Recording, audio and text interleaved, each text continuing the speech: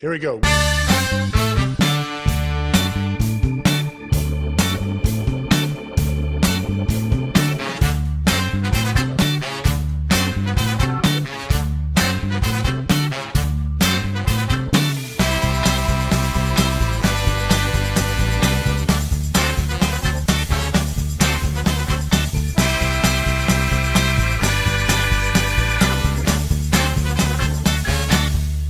All right, Case Myers, here we go. Uno, dos, tres. Welcome to Control Talk Now, your smart buildings videocast and podcast for the week ending September 6th, 2020. It's Labor Day weekend, and this is episode 377 of Control Talk Now, where we talk about smart building controls, HVAC controls, cybersecurity, the current state of affairs from time to time, and whatever else. Your co-host and mine, the man, the myth, the legend, the grandfather, Kenny Smyers wants to talk about. Kenny, welcome to the show. Big dog. Thank you very much, Eric. And grandfather is right. I'm a grandfather. My wife and I have 2 grandchildren already, and our daughter Stephanie is ready to get to have our 3rd one in February. So we're real excited, and it's been a blessing. And it's just a marvelous experience, and tickled. So a little boy, you went and saw him last weekend. Young Kenneth Eric Smyers, right? Is that his name? Those are his middle names. His name's actually. Let's see, Sebastian Thomas O'Mahony. But, so we're going to have to count on your other daughter and her son. Sebastian Thomas right. Ken Eric O'Mahony. There you go. There, Kenneth Eric. Yeah. Well, nice. And how was California? Oh, it's gorgeous. You know, it's they're also going through their COVID.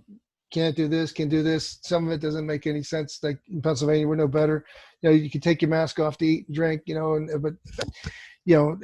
Whatever they're doing, I think it's working. I hope it's working. I hope our shelter in place was very important, so we stopped the spread. Now the masks, I think, are very important. And I'll tell you what, applaud those people. They were very, very fastidious. Everybody was wearing a mask. The airports are desolate. Yeah, I was going to ask about the flying. Were they taking a lot of precautions at the airport and on the plane? Well, yeah, I mean everything from the going through security, everything to put the spacing on the floor. It's very spelled out. A lot of thermal checking, a lot of questioning. Get on the plane. I flew Southwest. It had spacing. Couldn't sit 2 people together unless they were family. Oh, wow. I would love to fly because you don't have to worry about some big overweight guy sitting in the middle seat next to you or something. That's correct. That, right? That's correct. So then, man. And then all right, I got to start flying again, brother. It was like they get like a little sign up that says there's 3 places open in the whole airport. So I mean, it's like a movie scene where Dawn of the Dead or something, because there's nobody there yet everything's lit up and functioning. You can hear footsteps from half a mile away. It's crazy. It's just as spooky as it could be.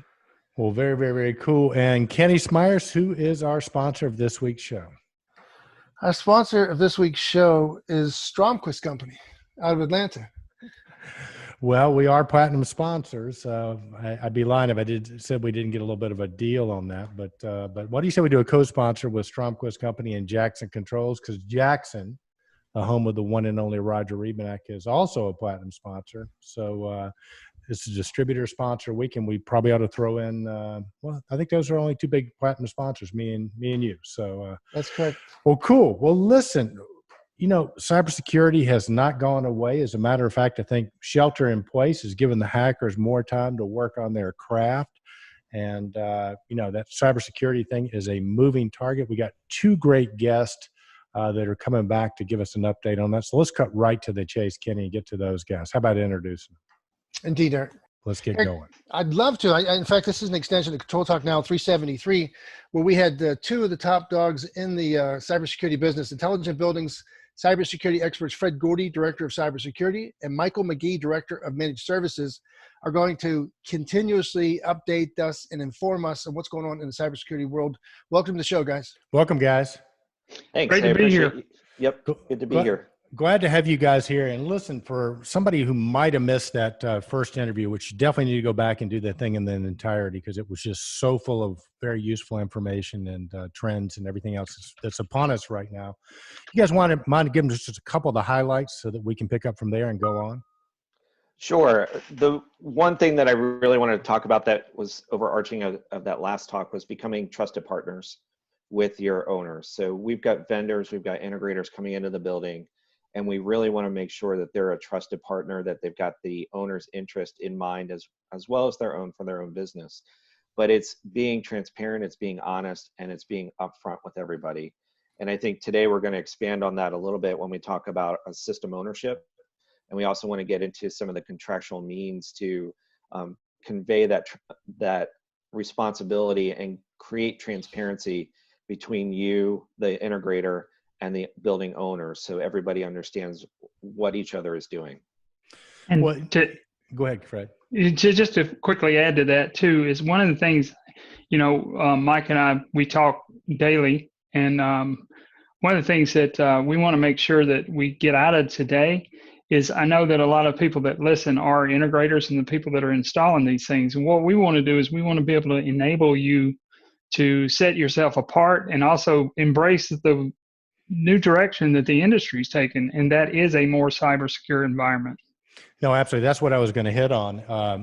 And this is a moving target. So it's like, even what we said last time, I mean, things in cybersecurity are changing so rapidly. And if you can be an integrator or even a consulting engineer or an advisor to the owners, you're going to really be able to set yourself apart. But you got to know what you're talking about. And it's not just know what you were talking about 2 months ago. It's knowing how to talk about it right now. Fair statement, guys? Is the target moving that rapidly? Yes. Yep. Especially when you have buildings that are taking a year from contract to completion, things are going to change in that process. So the contract that you sign, there may be different cybersecurity requirements by the time you're done with that building. And there's got to be communication along that entire way.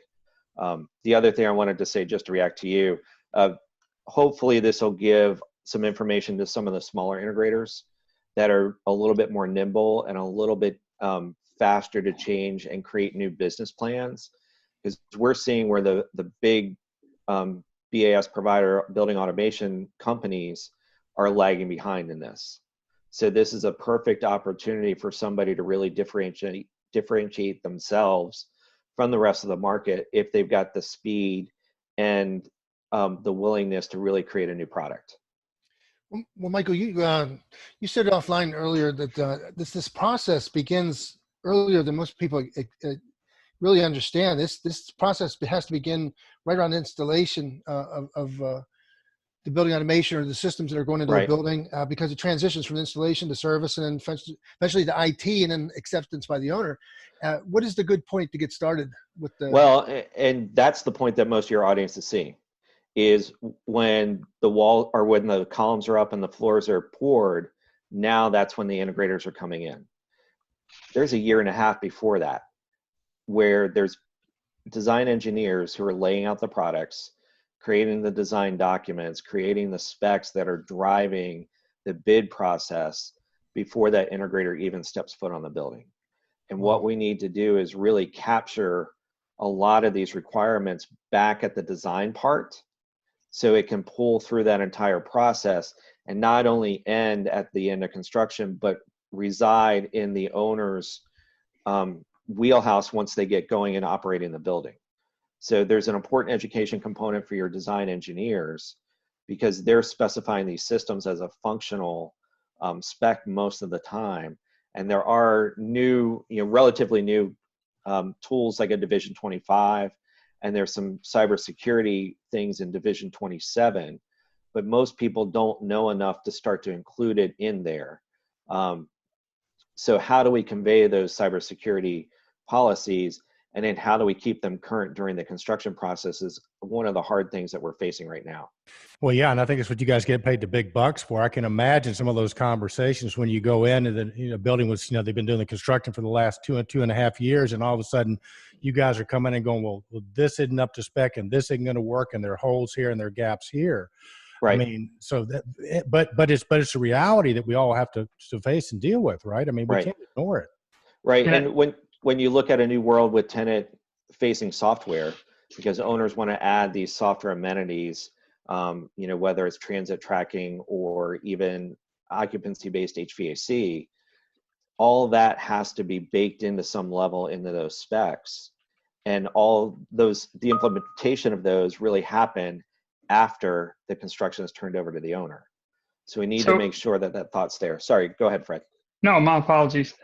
Eric, you said something that really strikes a chord with us because we've been involved in those situations. In fact, we were involved in one. It was a multi-year, multi-billion-dollar implementation or construction of a building. And early on, when they started, this was 4 years ago, and so people really this wasn't on their radar. But as it began to get near the end of the project, and when I say end, we're talking about the last 18 months, we were brought in to basically do cyber commissioning on the building. And that's the way it worked out in this situation, but it shouldn't work out that way. And the reason I say that is because now you have vendors who have already submitted bids.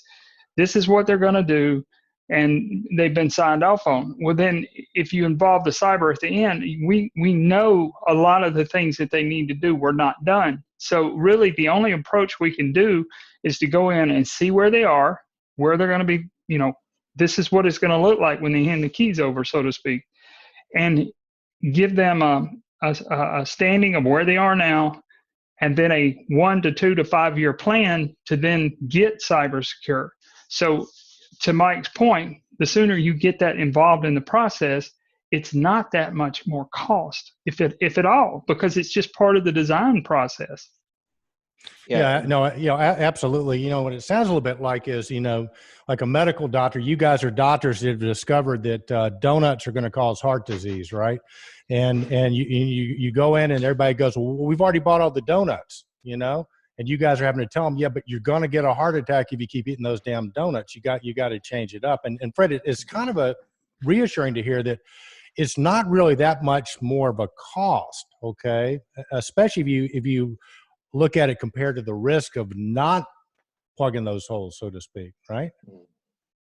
Yeah. They're doing the work anyway. They're setting up passwords. They're setting up protocols. They're setting up communication ports. They're setting up the network itself with certain switches. Going the extra step to create individual passwords for every user really shouldn't be a cost to begin with. Yeah.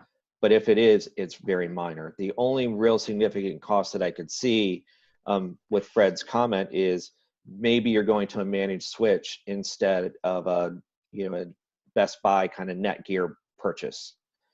And we can even talk about that at some point, about the building providing the actual backbone and having a managed backbone for that.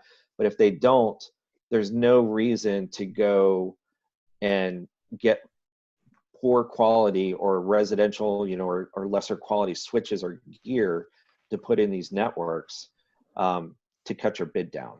Because anybody who is aware of the cybersecurity risk is going to go in and see that. And, now you're just adding cost to the back end and ruining your relationship with the owner, essentially. Right. Well, it seems like too that, just the process of the way construction is done and the specifications are laid out doesn't necessarily lend itself, at least at this point in time, to really getting all that coordinated up front. How would you guys change it? In other words, if you could just sort of change the whole process today about this is what the engineers are going to specify, this is how they're going to specify it, or how would you guys shift the way it's done? Right. And you're asking us to postulate how to change a multi-billion-dollar industry. So I'm not even going to go there. Oh, come on. But what I'm going to say is these integrators, especially the smaller shops, what you can do is potentially develop your own cybersecurity policy, some basic things like this is how we operate. We have individual passwords for every user. We're going to set up on off ports. We're going to include a layer of management in our switches in our network and submit that with your bid. So at least you're drawing a baseline. Then during the construction process, prompt a meeting with IT to understand what they're going to expect of you and start that conversation. And we're not seeing that done today at all. But I think if you're doing those two things alone, you're going to differentiate your services from the rest of the world. Yeah, well, so get back to Fred's original point, and one of the promises of this interview is a way to be different, right, and better than your competition. Yeah. You guys had the term that it's ringing in my ears still, that cyber commission, the cyber commissioning. Of course, Division 27 being the master specification or the communications division. Is this a new standard coming out where we're just like we have commissioning agents for buildings before they're turned over to the owner? We got a commissioning agent comes in and they sit down and they go line by line through this regimented process to ensure that the exact specifications met. I mean, we're going to see potentially cyber commissioning coming in into the spec, you know, that in order for the building to get the top rating, it has to have a cyber commissioning. Fred, why don't you start that off and I'll finish up. Yeah, that'd be so. And I smile because it's, well, maybe we can talk about it, or we may have to talk about it at another time, talking about ratings. So absolutely. I mean, we are working and have been working very hard with setting up standards because, as you guys have heard from me time and time again, IT standards are not an exact fit by no means, and neither is ICS, which is our distant cousin. So there are some unique situations or things that you have to take into account when you're going in to check a building out. And like you said, Ken, you know my background, where I came from is, you would have your systems commissioned, and there would be a commissioning agent that would come in. I mean, the company I used to work for, we had those commissioning agents, but the customers that we did work for would always like a third party, right? So same thing in this is, to go back to some things that Mike was talking about, speccing things out at the beginning, is this is an opportunity for a vendor to begin a process of setting up their own standards, and then someone like us coming in behind them to check against to see if they're meeting at least best practices. It sounds like a great opportunity. It is, and this can be something that isn't complex or burdensome. Most vendors have some sort of checkout that they go through. Are the wires wire tied? Is it neat and clean in the cabinet? Is there power? We checked out it's 120 volt, those types of things. This could be a cybersecurity checklist at the bare minimum. Everybody's got their own password and credentials. We've got this is how we remote in. And it's passing that off to the owner saying that we've done what we said we were going to do and we've checked it out. So there's a level of comfort, again, developing that trusted partner that we talked to earlier, that that the vendor has the owner's interest in mind, to at least to a certain level. And they're not left holding, wonder or a misunderstanding of what's already been done. And the owner may have higher requirements and you've got to adjust to that. But if you're just doing the basic best practices, that's going to get you further than most of the industry that we're seeing today. I would also add that we're seeing another type of commissioning, smart building commissioning, when we're looking at integration systems and functionality of the interface itself. So that's a little bit beyond what the base building commissioning would be doing.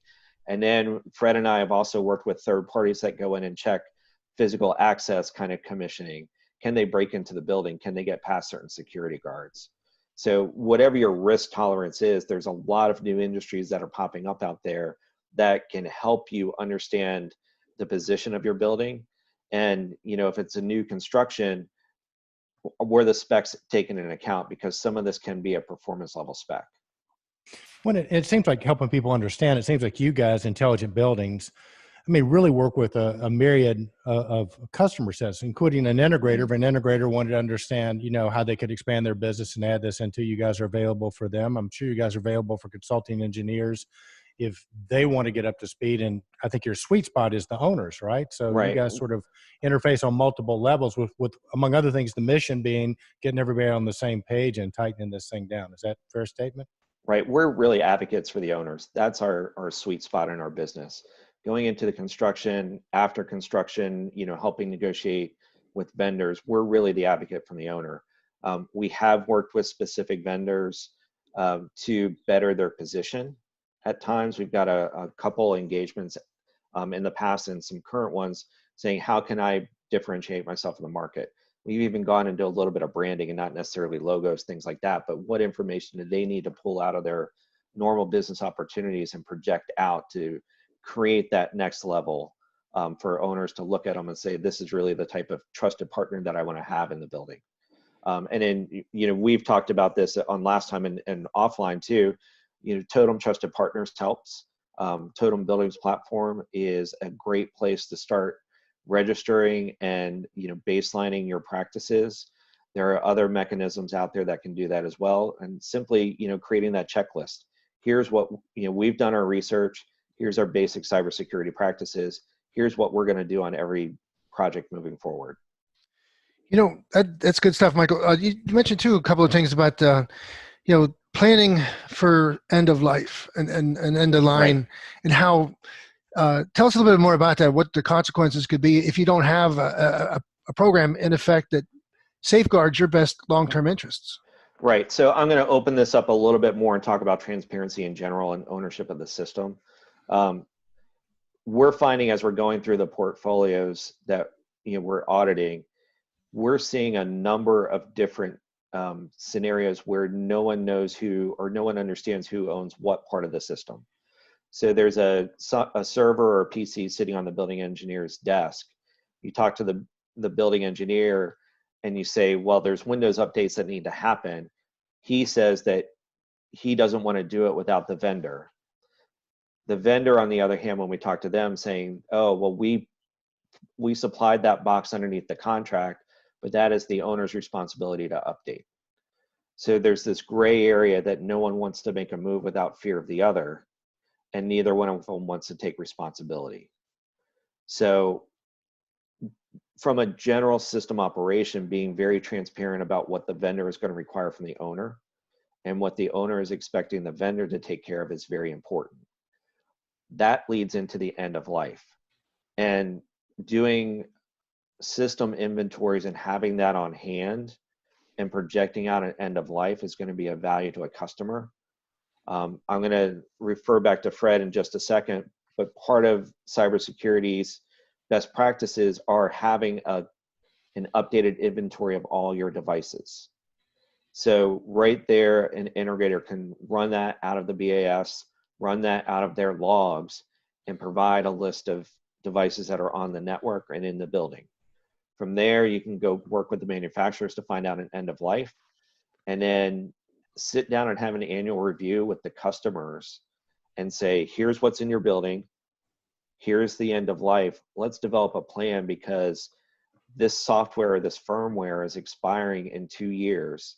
When that expires, it's going to be no longer supported, and the hardware that it's riding on is going to be discontinued. And if that board fails, we're going to have to replace these 5 other boards, because the new replacement won't be able to integrate to the other systems.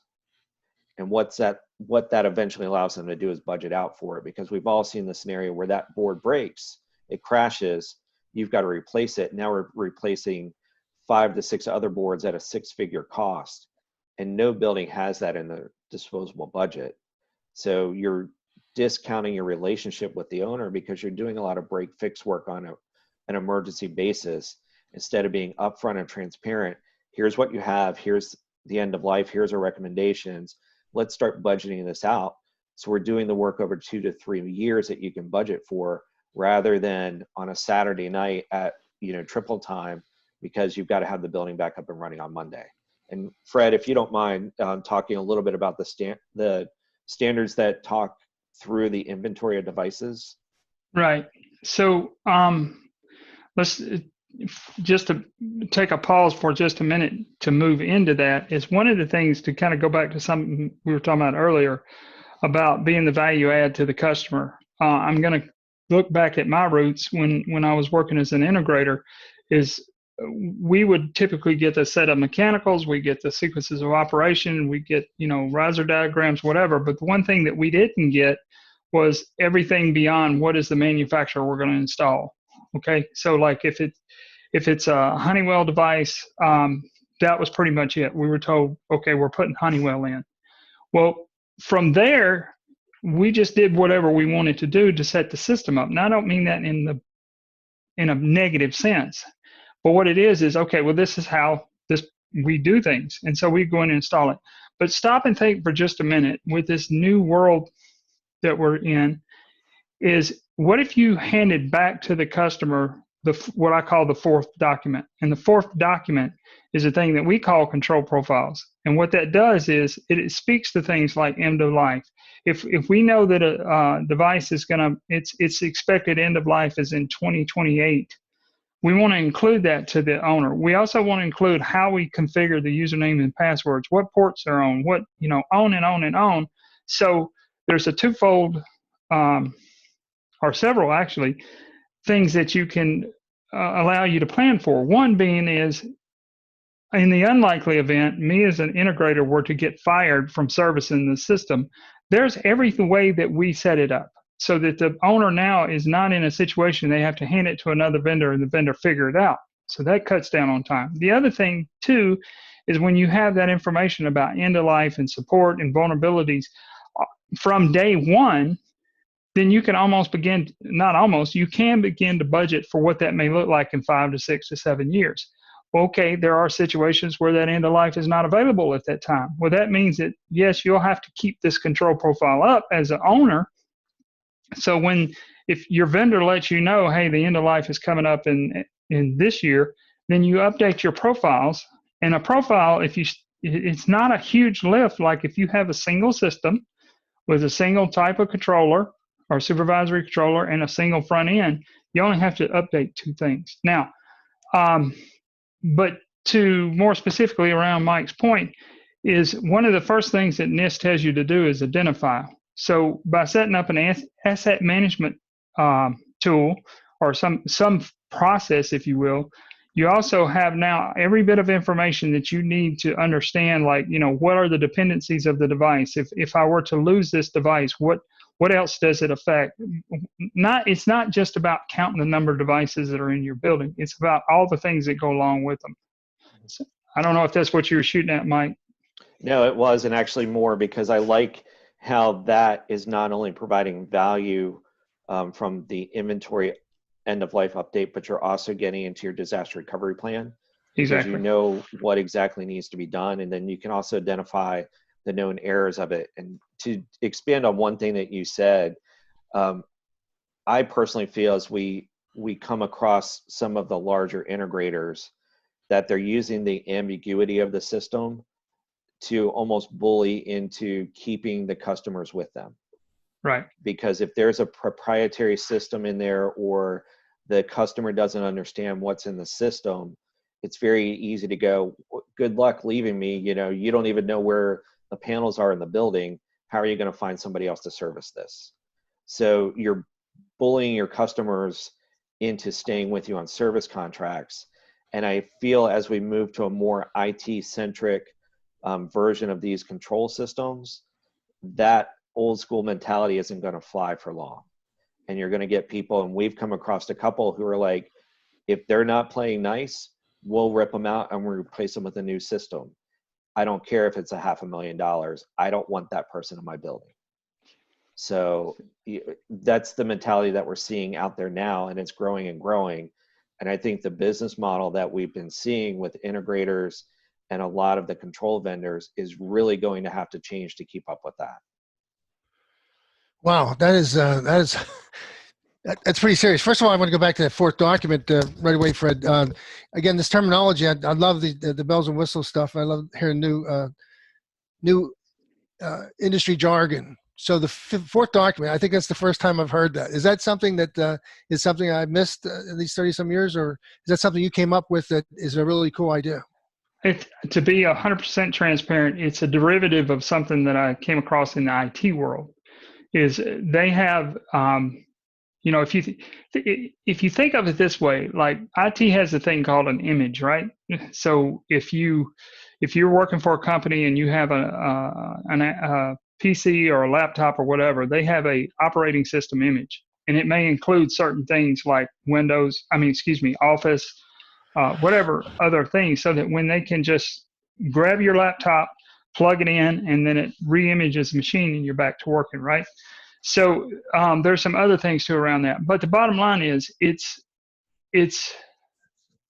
something through our experience that we have developed that aids the owner and empowers the owner, but it also empowers the integrator as well. And so To give you another example of something that a control profile can do is I have people hit me often that say, hey, we have this new tool that we can discover everything on the network. Okay, that sounds great, and that's good. I'm not disparaging that. But what we see time and time again is the software will go out and it'll discover every IT asset that's out there, and then it'll start discovering these assets and it has no idea what they are. Now they'll try to match up the MAC address to the manufacturer, but that still doesn't tell you everything you need to know about that device. So another aspect of the control profile is you can now enable those scanning tools that IT may be using by handing them a derivative of it called a device profile. It's like, let's take Niagara, for example. If you scan a network, I've seen Jaces come up as iOS devices, believe it or not. Okay, so IT is going to think they have a bunch of iPhones out there. But the other pieces of it is they see that there's a port 1911 open, or a port 3011, or port 4911. Those are all ports that are specific to Niagara, right? Well, that device profile now enables those scanning tools. They can plug that information in, rerun the scan there, and identify these things correctly as that's a Jace. Or if a new device is plugged in down the road, and they have these, you don't have to worry about trying to figure out what that is if it comes up on scan. So you need to be able to have pieces of that to enable different aspects of your business. Mm-hmm. And as we're seeing more and more people request scans to find out all the IP addressable systems on their network due to compliance regulations, I know the fiduciary industry is really pushing hard for this now, and we're getting it from a couple other clients. That's becoming more and more prevalent. And we're in a paradox with one of the customers we're working with now, because they've got a lot of IoT devices. And due to the nature of the way that data is transported and the fact that everybody under the sun is making some sort of wireless device, putting those pieces together is becoming harder and harder. Some of that's because it's not published. Some of it is because they didn't get it when they originally bought the device. But bringing that together to identify what those devices are is forcing people to pop ceiling tiles and things like that. And what we want to do is try to get away from that by maintaining an inventory and also getting enough information so if something doesn't come through with a full MAC address or isn't be able to tie back to a specific vendor, that we've got the forensics to understand what that device is. Very interesting. Because I think it's mapping itself out pretty clearly how, number one, you got to get started early. You got to be part of the planning. Number two is how it's a journey. It's not solved in any 6-month period of time. It's an updated constantly, and you need somebody to be the champion, the internal champion, or an outside champion to manage it. Because for some of these, when you're talking about the asset management tool, I mean, even when we use that when it's applied to Niagara, and the asset manager is on there, it makes sense. It's easy to understand, but difficult to implement and keep track of. And then use it for all your information regarding what versions you're at when your software maintenance agreements end. So you're going to take this to the next level. You're going to take this with the entire, everything inside the building or enterprise, and make it transparent, identify it, and then document it from that point forward. See, because then what I was trying to get is, then you make a business case of how you can manage the customer's assets so that you can anticipate where their next pain point is going to be, or where their next issues are likely to arise, because you're maintaining industry awareness, and you talk about Microsoft, Windows, and all these other things that ultimately become troublesome, very troublesome. Right, and it goes back to that trusted partner. Do I have the building owner's interest in mind? Or am I just doing break fix? Michael, you said trusted partner, and I love the word, but tell us how many trusted partners there might be in a building, in a customer's portfolio. How many trusted partners do they have? Any system that's on the IT network or OT network really needs to become a trusted partner. And IT has their own way of verifying this. The OT world, obviously, we all know is a little bit behind IT. So, it could be your BAS vendor. It could be the individual techs in that vendor as well, which is one thing that Totem is trying to look at as well. Do the techs adhere to the cybersecurity policies that are specified by the customer? and that the actual branch is looking at following. So you could have 3 to 4 of those for each system that's in your building. So now we're talking about a stable of about 20 different people probably. Yeah, Michael. Yeah, but real quick, I think a lot of people out there, getting back to Fred's original statement about this is a great opportunity to differentiate your business. What I'm hearing now is, hey, if you want to do that, you have to be a trusted partner. So how do I demonstrate that I'm a trusted partner? Is that primarily vis-a-vis, even if I'm an OT vendor, vis-a-vis how I play with the IT and the cybersecurity, or are there other ways for me to demonstrate that I'm a trusted partner? Well, it's a lot of it really, when it comes down to it, is somehow documenting the best practices and documenting what you believe as a business.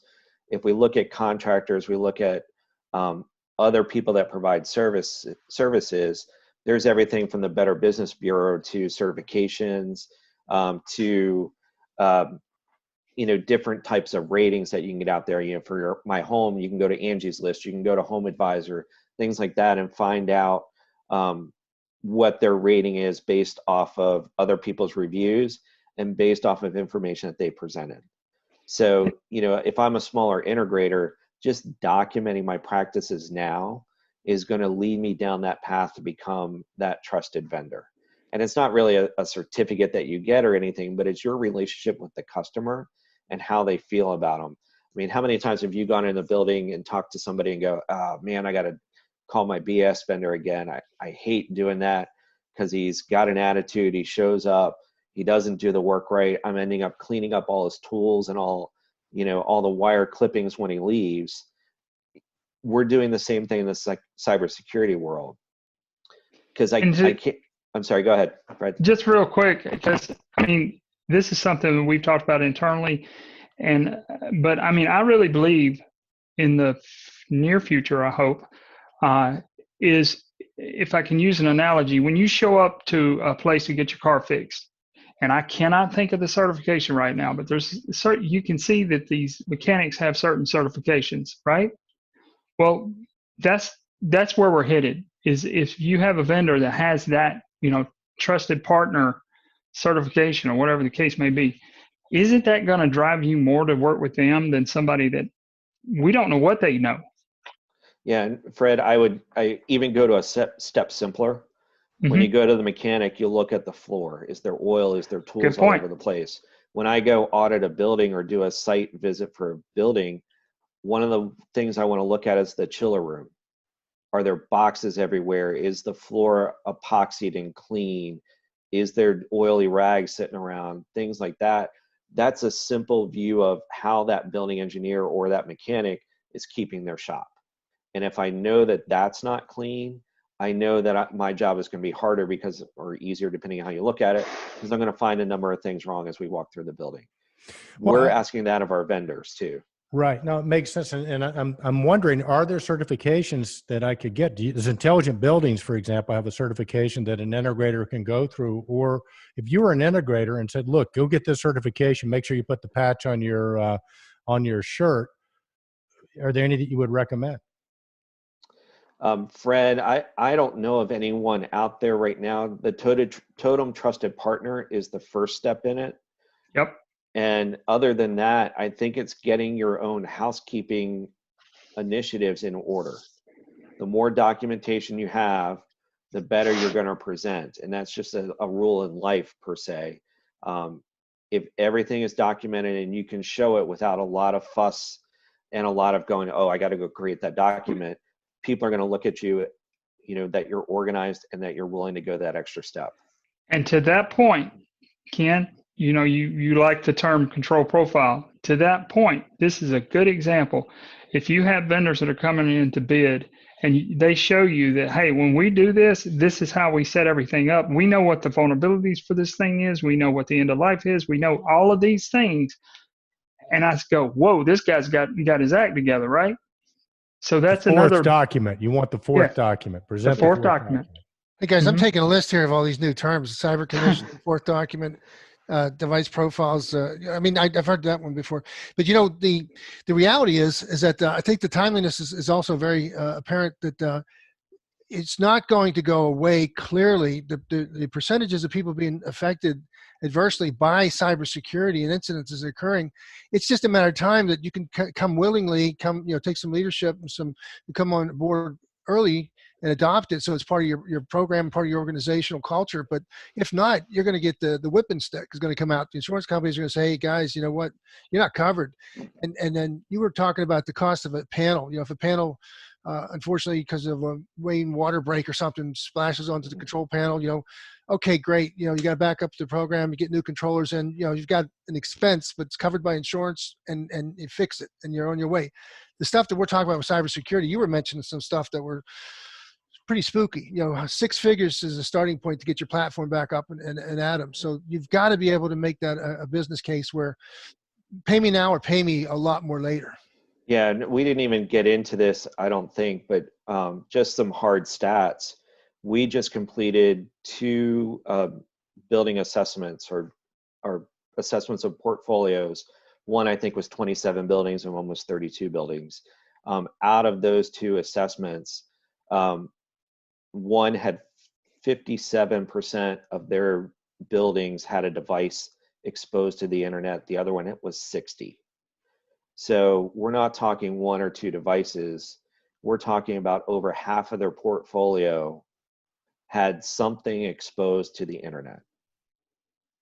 So when we really get into the hardcore cybersecurity, this isn't housekeeping behind the firewall. This is actually looking at what's going out of the building. Over half of the buildings have the potential for a breach sitting there today. So what are you doing, well, Michael, just to close that conversation right there. So you got half of your portfolios exposed to the internet, and then so what do the bad guys do now? So again, complete the equation. So you're exposed to the internet, and then what happens? Well, there's different levels there, and I think it's important to kind of go through this. On a high level, it's just a device that's reporting that it's live on the wire. The middle line is going actually to the login screen. So you're logging directly, or the building automation, I want to be careful not to say a name, but our building automation screen is right there with the user and password login. And then in one of the portfolios, we actually found a BBMD that was exposed on the net or accessible on the net, which allowed us to get into a much larger portfolio. So in the case of the BBMD, you can just send a backnet command through. In the case of the login screen, you can hammer it with a bot, just trying different username and passwords till you get in. The device that's on the web, you could use more sophisticated tools to get into that. And if nothing else, you could, and Fred, you'll have to tell me what the actual term is, but you can hammer that enough that it becomes occupied, that it can't do the work that it's supposed to be doing. Yeah, and I also want to throw something there to Mike's point. And I mean, you guys have known me long enough. I'm a pretty low key kind of guy, and I don't really I'm not one to get riled pretty hard. But when I first started this out, when we used to talk, I would tell you, hey, there's a lot of things exposed out there. At that point in time, all I could tell you was there's a lot of things exposed out there, right? I was getting new into this industry. I've been doing this now for about 6 years. And to Mike's point, when he's talking about finding things and the percentages and everything, what gets me riled up is when I'm talking to somebody who is in authority, who should know, and they just shut me down and they say, we don't have anything exposed.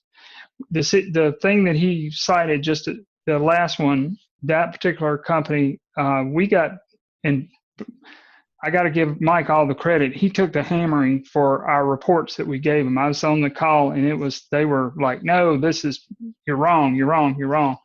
And then within Mike, a week, James found, I'll keep the number to us, but it was significant.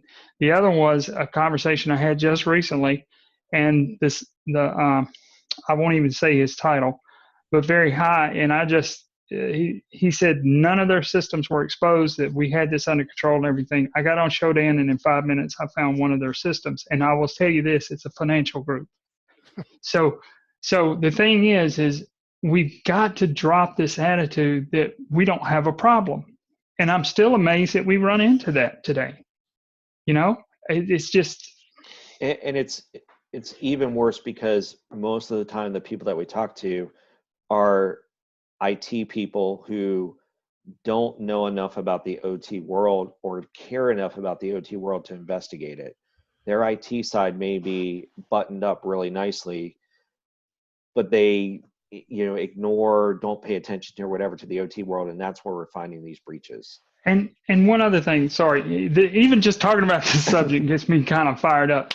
Is the other day, to some Mike said spurred this, is when I hear that IT doesn't understand, is that's not really an excuse anymore. For example, the guy said, "Well, our OT side is totally separated. There is a segment. I mean, we're not even physically connected." And I said, "And?" They said, "Well, there's no way that they can get in." Are you guys? I don't know if you saw the thing that I wrote about, but there's this ransomware called Snake. A Snake is nasty. I'll tell you about it in a minute. But basically, you have guys that are sitting down there using their front ends for checking their email and checking Facebook, whatever. The networks are totally segmented. I get a bug when I'm in my control system, and it downloads to me, and then I connect that system or get on to send an email to somebody else in the corporation, right? That little bug's attached to it. Well, I got it because I wasn't using best practices in my control system environment. Now I just fed it into my corporate network. And what Snake does, it's not a ransomware like what we're used to, where it just locks your machine up. It crawls your network and locks everything up. And Fred, I'll also add to that too. How many vendors come in with their laptop, pull it out of a backpack, and connect directly into your building automation network? It could not be connected to the internet, but I can guarantee you that laptop at some point was. And because we don't know what the techs do on their off hours, we don't know where that laptop has been. Now that's on your network, and things like the Snake viruses, other types of malware can easily propagate onto your air-gapped BAS network and wreak havoc. Air-gapped doesn't mean safe. Well, so are you telling me that like Facebook and places like that social media sites, are they doing anything on their end to prevent? Not their responsibility. Yep. Oh, wow. And how many vendors are policing their techs' laptops? I mean, do they have software on the laptop to prevent them from going to certain sites? Most people that I know, here's your laptop, go to work. And that's it. And guys, you know this, the industry that you guys are in, you deal with a lot of these integrators, right? Is particular software, application software that you do programming with, you have to have administrator rights on your laptop to even run it, right? Okay, so that's the other aspect of this. It's not where I'm logged in as some low-level user. I'm logged into my laptop with full privileges, which means that whatever I get into can get into anything that I have. Jeez, that's scary, guys. That is scary. There's a lot of hygiene that needs to be policed in our industry right now. And again, going back to that documentation, setting some ground rules for your shop and your vendors that come in and out of your shop are really important at this point, because developing a full cybersecurity, going through the credentialing, everything else is an expensive endeavor. Start with just the basic documents. Get some things under your belt now. Get your house in order, and then you can submit that with your bids. That's going to go further than 8 of the 10 other integrators that are out there right now. Well, every time you gotta say something, I gotta go look it up again. Another thing, cyber hygiene. Jesus, yes, that's another one. Cyber hygiene, beautiful. That Snake ransomware. I never heard of it. Other than Fred mentioning it, but it nailed Honda. Yeah. So it went into the big car manufacturers, hurting them, giving the South American Energy Company a big hurt. I mean, so wow, if it can hit these guys, it can hit our customers. Another one to look. Real quick, another one to look up, Ken, is nuclear ransomware. Okay. Something Fred that brought up the other day in a conversation that we were talking about something else is the lack of regulations requiring OT breaches to be reported. So as an industry, we're saying, oh, it's very rare that it can happen. And, although it's not as common as some of the other IT issues that are out there, we don't really know the extent of it because no one's reporting it. And if an industry does get hacked through their BAS or through their lighting system or whatever, odds are they're going to try to bury it before they admit it. So they're going to understand, how much damage is already caused by who knows now, and then encapsulate it the best they can, and then control the messaging if they do announce it later. So cybersecurity has become a political issue. Yeah, I mean, it always is because it's got brands attached to it. Yeah. You've got the control system brand and the owner's brand, both attached to that breach. So if you can modify the story so it's not as bad as what it probably is, you're going to do it. I mean, it's just human nature and business practices to go out there. But the bigger point of this is we don't really know how often this is happening because no one's reporting it. Wow. Right. Well, Kenny, anything else before we begin to wind down here?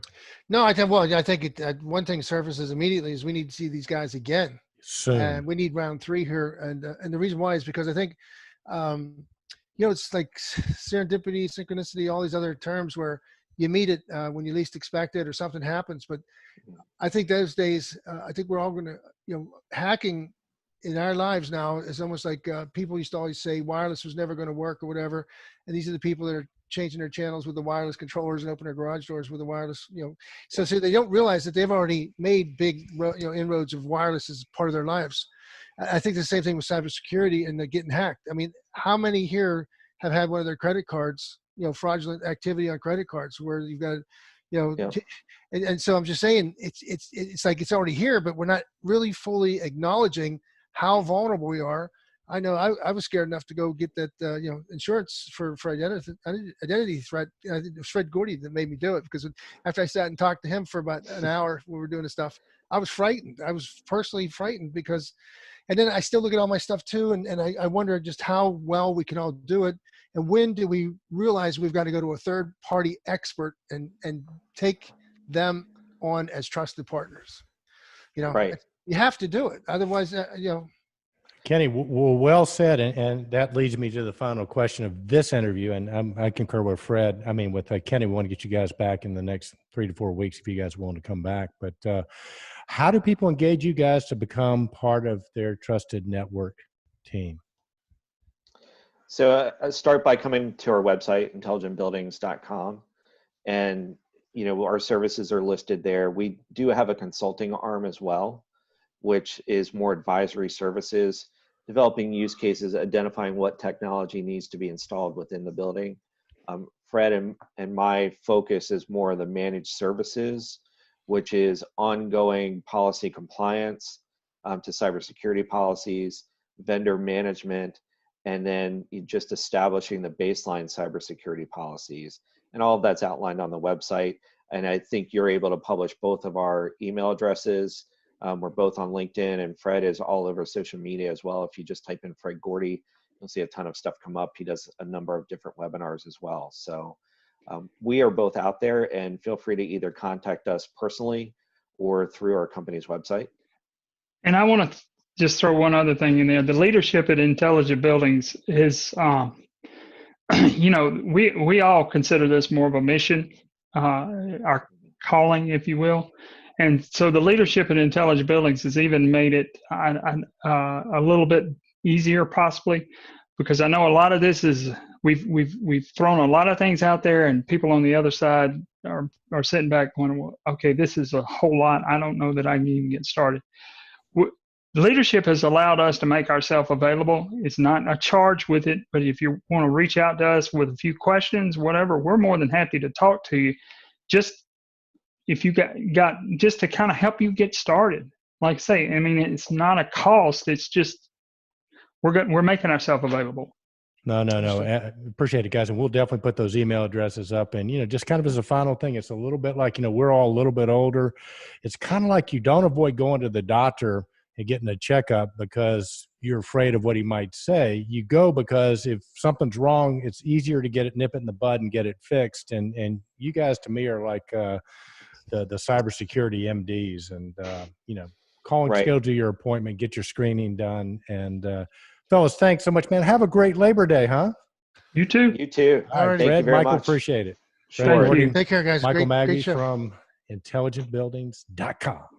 All right, Ken Smyers, man, I'm hoping you are getting on Wikipedia and documenting all the great vocab words that our friend Fred Gordy is coming up with. You have to admit, that's pretty cyber commissioning, which makes so much sense, but I had never heard it before. Cyber hygiene. How's your cyber hygiene, Mr. Stromquist? You have poor cyber hygiene or good? I think that's a politically incorrect question to ask. I'm offended by that question. The fourth document, that reminded me of the fifth column, Or the fourth estate, right? Yeah. Well, I mean, it's another cool term that came out of an awareness of documentation and transparency. And you produce a document that lists every single device on your network. That would take some doing. And imagine if we have to, eventually abide by those, standards and provisions. It would certainly reduce our cybersecurity threats. But the important thing is that you got to have a mechanism to enforce it. And that's why, we started out Totem Trust. I know you all have. We're doing Totem Trust too. Yeah. And so, because you know what, it's bigger than anybody in an organization, unless you're a professional. And you heard what Michael said about IT guys. IT really don't know or really want to know about operational technology because they think, because they've isolated it, we're safe. But then again, Michael gives us an example where the guy comes to work, he has access to both, he can bring in bad stuff from a wrong place and put it into the mother network. And then, so even though they're isolated, even though the operational technology is isolated, the poor habits of the users and the inability to, make people aware of the simple thing of not opening strange emails or going to check sites on it, companies, on the front end is a mistake. Well, I think he said something very telling, and I think it's not that you don't have really, really brilliant IT people out there, but it's you don't know what you don't know. And as Mike was saying, they understand the IT portion of cybersecurity, and they're pretty good locking that down. Where maybe there's a deficit for some of them is understanding the threat of OT devices and getting back to like the Totem, which we're proud to be representing that product too. I think it's a great process. It's the ability to sit down, get that document in place, have the process down so that you can track those things and you can know if there's going to be a potential problem. But if you don't do that, it's just an unwieldy beast, right? You can't really track it down. I learned something new again. That's what I'm saying. So great for us to have the opportunity to bring this information into the Control Trends community, and hopefully, everybody can derive the benefit from it. But imagine the IT guy doing his, getting all the devices on the network. He sees them and they're listed as iOS devices, thinking it's a phone, thinking it's an Apple. And then here it's a controller and it has open ports on it that this guy's getting ambushed because he did not know that device is being discovered incorrectly. And I know what our marketing guru over at Tritium's thinking, Therese Sullivan.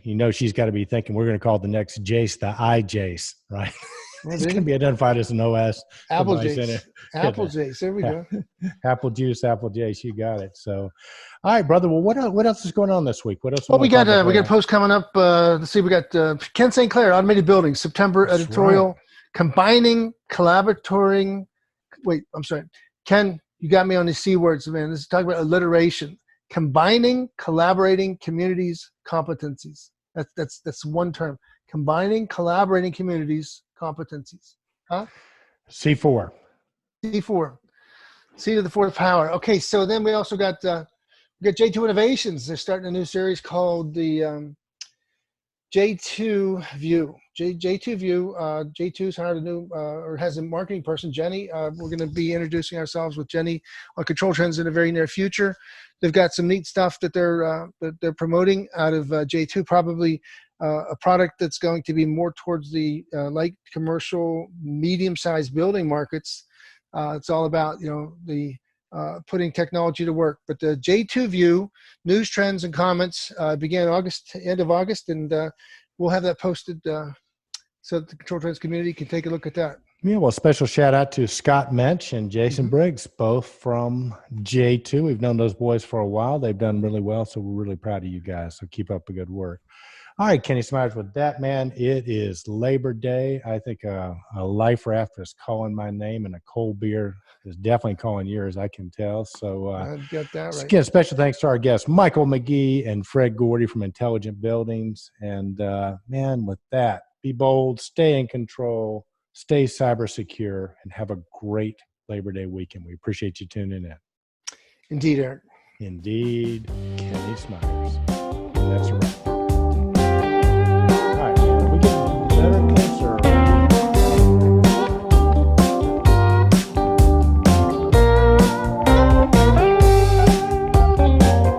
Boom, boom, there's a knock at the door, but don't freeze in your tracks. It's that chance that you've been waiting for. It's the light coming through the crack. When life shows us